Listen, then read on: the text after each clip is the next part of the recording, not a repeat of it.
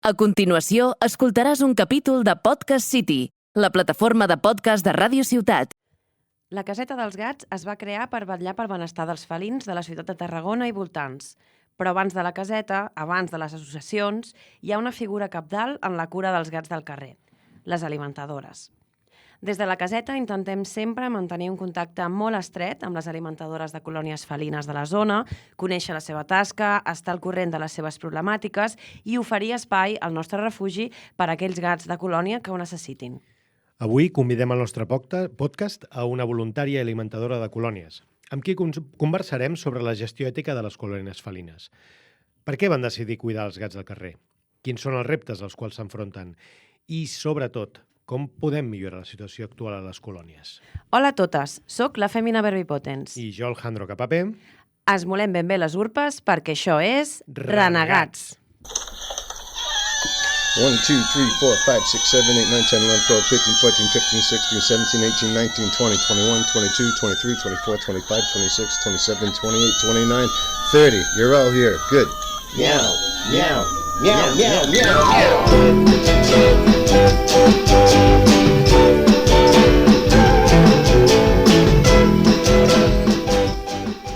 Us saludem de nou des dels estudis de Ràdio Ciutat de Tarragona. Som Renegats, el podcast oficial de l'associació animalista La Caseta dels Gats.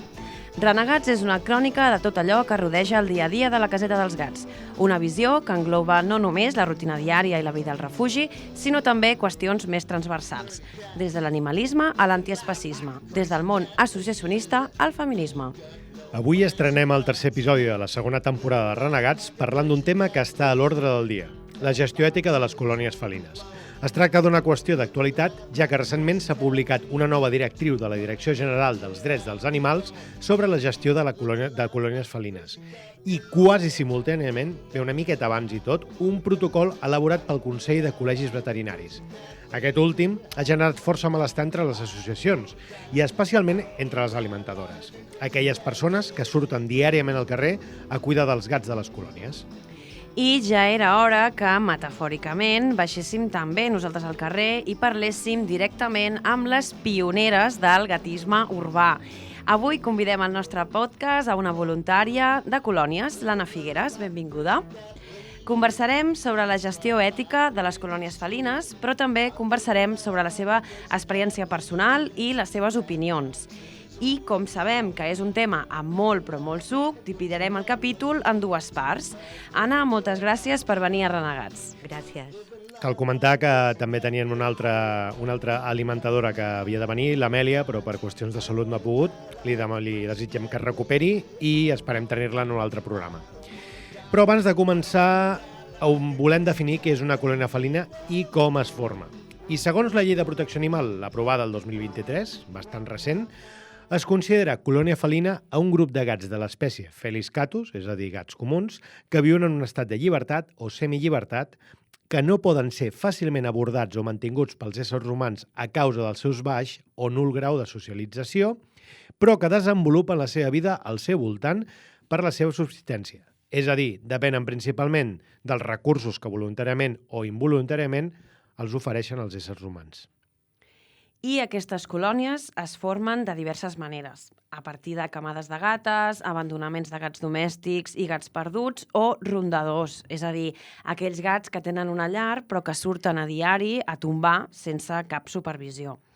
Aquestes colònies prosperen principalment gràcies a les alimentadores que en tenen cura o a les persones que espontàniament els deixen menjar i de manera molt minoritària a partir de la depredació, és a dir, caçant petits animals com ocells o rosegadors.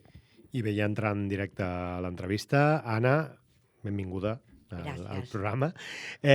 Comencem amb una cosa, només comentar. Tu tens molta experiència en la gestió de colònies felines i, en primer lloc, ens agradaria que ens expliquis quan vas començar, o sigui, com de sobte vas començar a cuidar de les colònies i quines van ser les teves experiències, les primeres experiències com a alimentadora o què et va fer, diguéssim, implicar-te més en aquest món? Bueno, jo crec que en part és una cosa que portes ja dintre, no? aquell amor cap als animals. Jo he viscut en una zona així com de parcel·les, que sempre hi ha hagut gats i a casa entraven i sortien.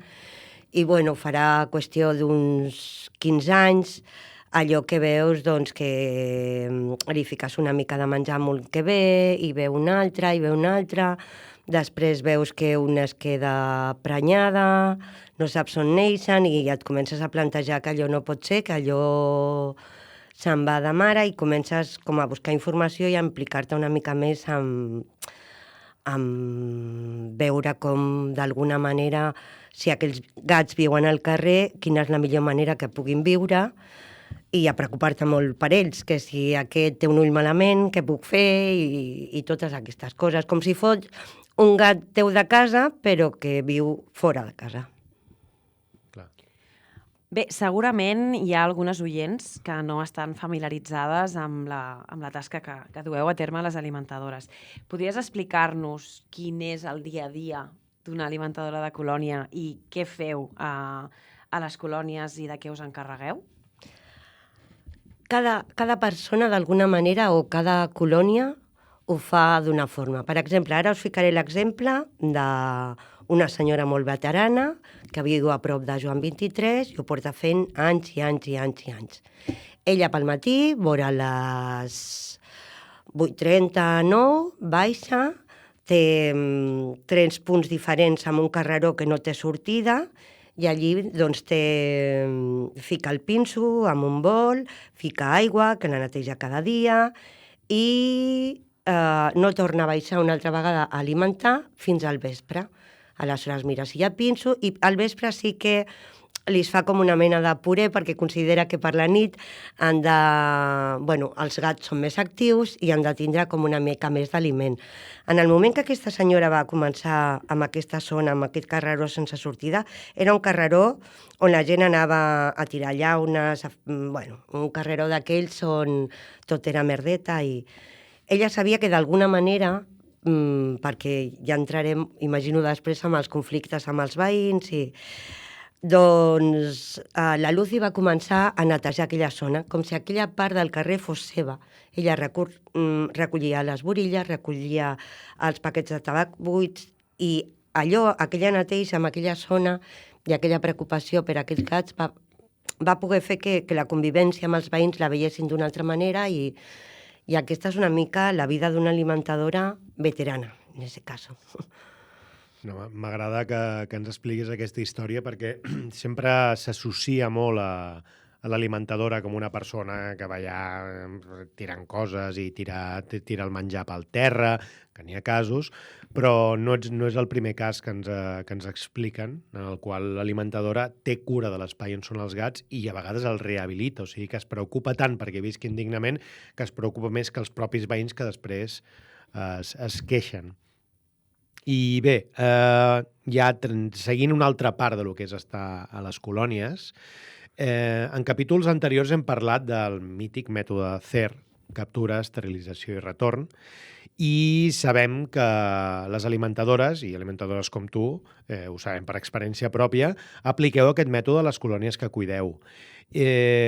Quina ha estat la vostra experiència a l'hora d'aplicar el mètode CER? O sigui, per exemple, quan vau començar a saber i a relacionar-vos a les veterinàries, i amb quines dificultats us heu trobat? Era una mica el que explicava abans. A veure, tu te n'adonaves que allò no podia anar creixent i creixent. A més, una gata pot arribar a tindre 6 gatets. D'aquells 6 gatets, potser veus que venen 4 i poc després ja solament en veus 2. Normalment els veus amb els ulls malament, vull dir que veus que allò no és vida.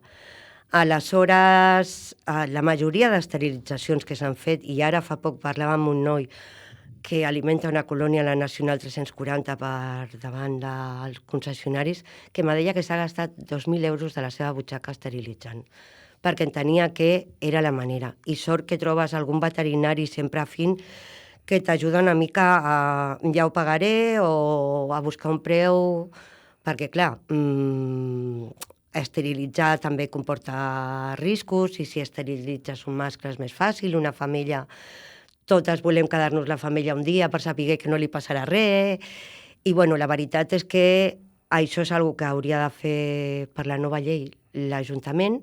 El problema és que les partides són minces i, clar, si tu no esterilitzes tota la teva colònia, entre que es produeixen abandonaments i si en deixes 2 gates, ja tornes a estar igual al poc temps. Aleshores, clar, és molt important dotar a les associacions, la partida aquesta a l'Ajuntament, que fos una partida oberta fins que s'acabés la feina. Un cop acabada la feina, a més, totes les alimentadores, jo crec que cap alimentadora vol veure els gats al carrer. Totes procurem, quan trobem un gat que és així una mica mansit o veiem un petit que té menys de 2 mesos, agafar-lo, a veure si el podem donar en adopció, i el que és manso també intentar trobar, perquè no volem que els gats estiguin al carrer. Aleshores, l'altre dia m'explicaven d'un lloc, crec que era de Martorell o no sé, on hi havia 2 colònies, una que tenien a la Guàrdia Civil, que ja havia a la caserna de la Guàrdia Civil, que ja havia desaparegut, perquè un gat té uns 15 anys de vida o així, tota esterilitzada, doncs allà ja no existeix. Un col·legi que també tenia una colònia, que també ja havia acabat aquella colònia. Vull dir, aquest és l'objectiu, però clar, per això es necessita pressupost, sobretot pressupost. Sí, i volia fer una mica, realment remarcar això que ha comentat l'Anna, del cost econòmic que suposa per al que porta la colònia, perquè no us penseu que el menjar, l'aigua... Bueno, ja el tema de l'aigua, això és el de menys, però el menjar, les llaunetes, possible medicació, tractaments veterinaris, moltíssimes vegades ve a cost a càrrec de la persona que cuida la colònia. I s'ha de dir també que generalment la gent que veus amb més capacitat econòmica són la gent que després és més, en aquest sentit, bastant més garrepa en el fet, i veus a gent que deixa una porció molt significativa del seu sou, però molt significativa, només per intentar, com comenta l'Anna, millorar la situació. Sí, i tal com comentava l'Anna, no? Que al final això implica també a les persones que tenen a casa seva, que conviuen amb gats a casa seva i que no els esterilitzen, potser s'escapen, no? O directament els deixen sortir perquè doncs, són ànimes lliures, no? I després igualment es reprodueixen o els abandonen i no estan esterilitzats, i per tant el que estan fent és condemnar a futurs gats que viuran en colònies que tindran problemes com els que comentava, no? També de salut, o directament els condemnes a gats petitets, bebès, a tenir una vida molt curta i molt dolorosa i molt complicada, no? Per tant, aquí hi ha diversos agents que estan implicats de manera directa o indirecta, no? No només l'Ajuntament com a responsable del que són els gats comunitaris, que és com la nova llei anomena i reivindiquem aquest concepte com a gats comunitaris, sinó també els particulars, és a dir, les persones que tenim amb qui convivim, no? Convivim amb aquests animals, que també tenim una responsabilitat. Sí, i seguint amb això, amb la relació amb altres agents i amb la gent de les rodalies de la colònia, crec que és molt important parlar de la relació amb el veïnat, perquè ja el veïnat, sí, la Feina ha parlat del problema de la gent que té gats que deixa sortir i que li importa un bledo i per raons una mica esotèriques, però després tenim els veïns que no estan a gust amb que hi hagi gats al voltant, per les raons que sigui, i crec que és una de les problemàtiques més dures a les quals us enfronteu, la relació amb el veïnat. Com la porteu, aquesta relació? Quines experiències es pot explicar al respecte?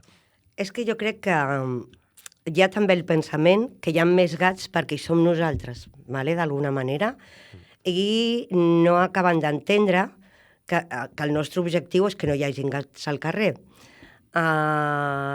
Després, clar, està el tema de que si no esterilitzes i ve l'època del cel, doncs per la nit hi ha baralles entre mascles, són crits de gats, o quan la gata està en cel també va... I tot això a la nit, per exemple, a la nit d'estiu amb les finestres obertes, doncs és un caos. El gat també va marcant zones i aquest caos, això, és a dir, el no fer les coses ben fetes d'alguna manera, el no arribar a esterilitzar, és el que crea també aquest malestar entre els veïns, perquè si realment ells sapiguessin que aquells gats que hi ha allà estaran temporalment perquè desapareixeran, jo crec que no tindríem aquesta animadversió, i l'animadversió arriba molt, perquè jo he viscut, m'han explicat coses, alimentadors de la zona d'amfiteatre, de baixar cap a la platja, gent amb els gossos, deixant el gos contra el gat, dir-li per favor que están els gats, mi perro tiene tanto derecho como este gato a ir suelto. A veure, la normativa està clara, els gossos van lligats i aquell gat és del carrer, vull dir, no és mi gato, m'entiendes? No és mi gato. L'altre dia estàvem intentant capturar una gata malalta que està a prop del Palau de Congressos, allà a l'esplanada aquella, venien unes mares amb els seus bebès i el cotxecito, una de les alimentadores li va dir per favor, no feu soroll perquè anem a veure si capturem aquesta gata. I de repente la nena va fer soroll, però el pitjor va ser que de repente la mare diu es que me estáis mirando mal. Y dius, ¿qué me estás explicando? Porque yo entiendo que hacéis una obra social, però jo crec que està mal entès, que falta molta conscienciació, que falta millor fer xerrades als col·legis, fer xerrades als llars de jubilats, inclús l'Ajuntament enviar, com aquell qui diu, una petita nota informativa dient ara què és una colònia, perquè clar, tot això és el que deies tu abans, Jandro. És molt nou, des del 2024 tenim la nova llei, doncs anem a fer bé les coses, no? Anem a informar a la ciutadania de que existen gatos en la ciutat, que hay unas alimentadoras que se ocupan de ellos. Bueno, falta molta explicació. Jo a vegades dic que això és una mica com quan abans veies gossos pel carrer. D'això en parlem i és una cosa que per part de que tinguem aquest podcast és també una mica per dignificar i reivindicar aquesta feina que molt sovint no és valorada ni de les associacions, ni de les alimentadores, ni de la gent que es preocupa. Es té com un tema una mica secundari, una mica... I realment és el que dius, és falta informació, que a més no és una de les coses que representen un cost econòmic més elevat. Si informes bé a la gent, doncs... La veritat és que sí, és que és molt, molt interessant això que comentes. Sí, jo volia agrair-te, Anna, tot el que estaves comentant, perquè justament fa un parell o 3 de dies vam fer una xerrada sobre la gestió ètica de colònies en un entorn, en un poble petit, en el qual ja la problemàtica és la mateixa, tot i que potser l'espai urbà és una mica diferent, i m'ha encantat això que has dit, que s'associa al fet de que les colònies existeixin perquè les alimentadores les cuiden. O sigui, no només falta conscienciació, sinó que hi ha moltes creences falses, molts prejudicis i molt de desconeixement i molta estigmatització. Llavors, aquí hi ha l'element, el personatge, que ho comentarem, si voleu, per sobre al proper capítol en què l'Anna també ens acompanya, que és la loca de los gatos, que és un personatge superestigmatitzat, que evidentment està feminitzat també. Ahí entrava en el tema. I bé, com us dèiem, aquest tema té molt suc i volem seguir parlant amb l'Anna d'això, però de moment ho deixarem per la segona part, d'aquí 2 setmanes. Així que avui ja estem a punt d'acabar i us recordem que aquests últims minuts són per a vosaltres, renegates i renegats. Què en penseu del tema d'avui? Aquest és un tema que jo crec que us implica molt, o sigui que si teniu qualsevol pregunta, comentari o crítica sobre les temàtiques que tractem, ens podeu escriure a lacasetadelsgats@gmail.com i recordeu que ens podeu seguir a les xarxes socials, @lacasetadelsgats, a Instagram, Facebook i TikTok. Fins d'aquí a 2 setmanes. Adeu. Adeu, gràcies. Nobody wants to play the campfire punk rock. Everybody wants to be a sleeping soul. Our acoustic guitars will be feathered and top. Give a house show to the step too far. The players main support on a venue stage. Has escoltat un capítol de Podcast City, la plataforma de podcast de Ràdio Ciutat.